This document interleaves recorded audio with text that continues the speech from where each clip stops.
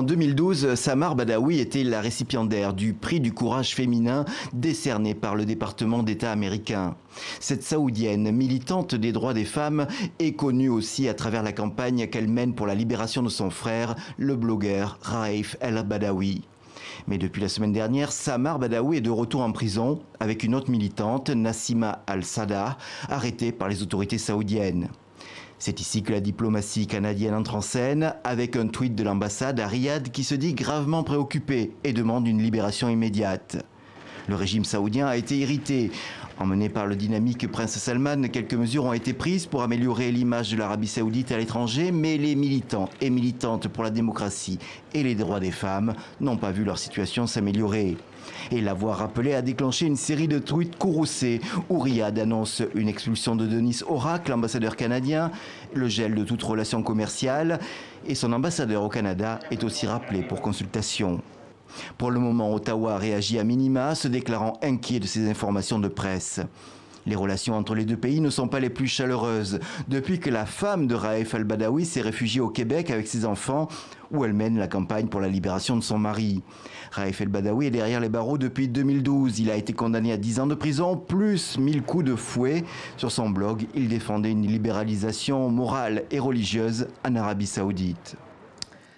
On retrouve en direct d'Ottawa Thomas Junot. Bonjour, vous êtes professeur à l'École supérieure d'affaires publiques et internationales de l'Université d'Ottawa. Est-ce que le Canada s'attendait à une telle crise diplomatique ?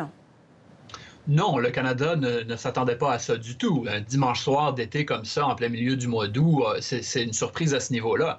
Par contre, il faut quand même voir un peu, de façon un peu plus générale, il y avait une certaine accumulation de tensions en coulisses entre le Canada et l'Arabie saoudite. Il y avait des frustrations au niveau des droits de la personne, au niveau des critiques du Canada. Il y avait aussi des frustrations parce que le Canada a accepté de vendre pour 15 milliards de dollars canadiens de véhicules blindés légers à l'Arabie saoudite il y a 4 ans. Et cette entente-là a été très controversée au Canada. Il y a eu beaucoup de critiques à l'endroit de l'Arabie saoudite et le gouvernement saoudien a toujours été très irrité par ces critiques-là. Donc, il y avait malgré là, une apparence de relation cordiale, une certaine accumulation de frustration.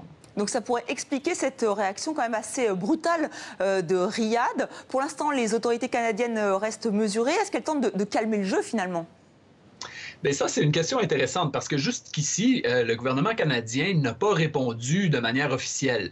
Il y a certains journalistes qui ont reçu des réponses de porte-parole du ministère des Affaires étrangères par courriel, mais c'était des réponses très générales. Le premier ministre Trudeau, la ministre des Affaires étrangères Chrystia Freeland n'ont pas réagi encore. Aujourd'hui, c'est un congé en Ontario, donc il y a beaucoup de gens qui ne sont pas au bureau. C'est sûr que ça ralentit les choses un peu. Peut-être aussi qu'il y a de la part du gouvernement canadien un effort de calmer les choses un peu, d'éviter une escalade en attendant un peu avant de répondre. Mais pour le moment, on ne le sait pas vraiment. Et est-ce que vous êtes surpris, vous, en tant que spécialiste, expert, de l'attitude de Riyad, cette attitude quand même assez brusque ? À ce niveau-là, non, pas du tout. Et c'est là où l'effet de surprise doit être mis en perspective un petit peu.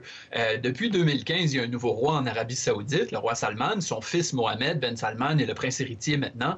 La politique étrangère saoudienne, depuis 2 ans, 3 ans, est devenue beaucoup plus agressive que par le passé, beaucoup plus ambitieuse. On pense à la guerre au Yémen, on pense à l'embargo à l'endroit du Qatar. C'est pas du tout la même politique étrangère, beaucoup plus prudente, beaucoup plus timide qu'on voyait en Arabie saoudite jusqu'à 2014 environ.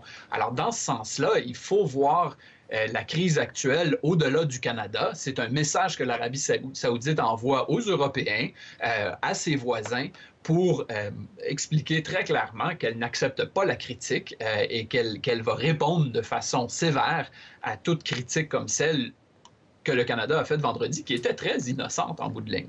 Mais alors Thomas Junot, là, Riyad a dit qu'il allait geler ses relations économiques avec le Canada. Est-ce que ça peut être compliqué? Est-ce qu'il peut y avoir des conséquences économiques? C'est difficile de répondre à cette question-là parce qu'on ne sait pas encore exactement qu'est-ce que l'Arabie saoudite veut dire. Alors, le communiqué émis par le gouvernement saoudien hier soir parlait d'un gel de toute nouvelle transaction ou investissement, ce qui semble indiquer entre les lignes que les transactions et les investissements passés vont être respectés, ce qui inclurait, et je parle au conditionnel, l'entente de 15 milliards de dollars sur les véhicules blindés légers.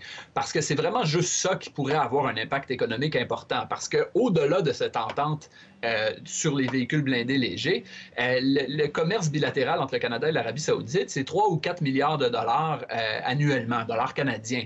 Donc, ce n'est pas très important pour un pays ou pour l'autre. Alors, s'il y a un gel à ce niveau-là, les dommages économiques vont être presque inexistants.